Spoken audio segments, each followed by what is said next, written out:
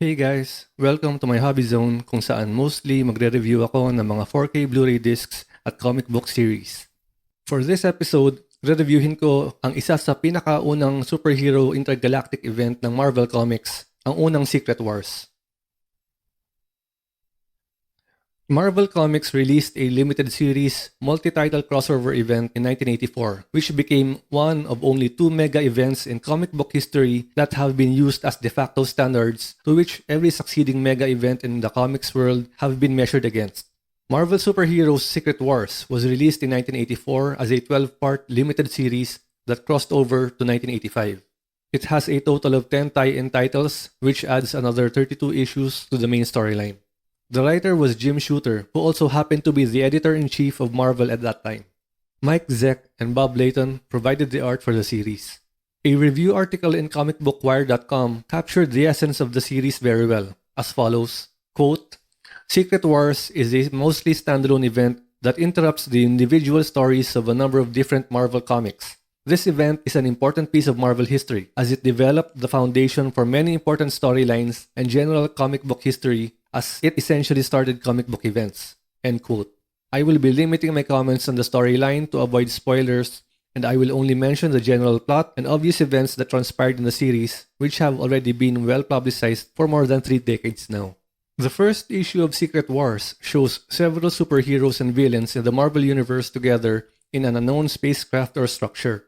Yung mga superheroes magkakasama at yung mga villains magkakasama din. Bawat grupo may sariling spacecraft. Yung mga characters na involved sa series na ito ay hindi kasing dami ng mga characters sa Infinity Saga ng Marvel na nirelease noong 1991. Noong 1984 kasi, hindi pala ganap ang mga cosmic events na ganung kalawak ang scope. Itong Secret Wars actually, nung panahon na yon, sobrang laking event na ito considering na halos lahat ng mga sikat na characters ay napagsama-sama sa isang limited series. Pero kung bibilangin natin, initially 19 lang ang characters ng mga bida at 13 lang sa mga kalaban. Ang premise kasi ng mga characters na involved ay yung mga teams na kasali, hindi yung individual characters mismo. Kaya hindi talaga necessary na equal ang count ng heroes versus villains. Sa mga panels na ito, makikita natin halos lahat ng characters involved at dito din natin makikita ang mga teams na kasali, which are the Avengers, the X-Men, si Hulk, si Spider-Man, at ang Fantastic Four.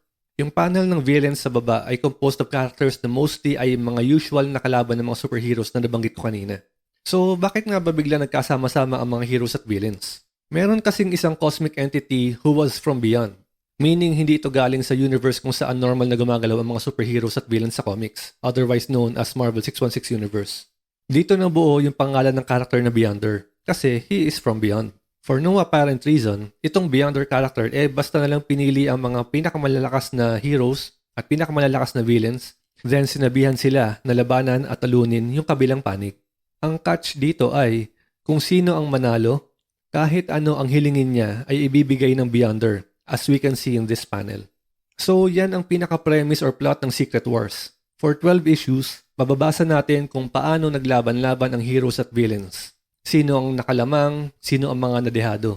Kaya naging classic at considered one of the best comic book series ang 1984 Secret Wars ay dahil in the 12 issues na ipakita ng writer at ng artists ang capabilities and character traits ng bawat isa. Yung mga interactions ng iba't ibang characters or teams to be victorious was really well written and presented. Si Beyonder nga, hindi lumabas ni minsan sa buong series. Pero mararamdaman mo na pag binasa niyo yung comics, na siya ang nagpapagalaw sa lahat ng characters without the readers actually seeing him. Comic book art nowadays are very different from how comic characters were drawn in the 70s and 80s. But the art in Secret Wars, considering the time, is really good. The cover of the first issue is already proof of that.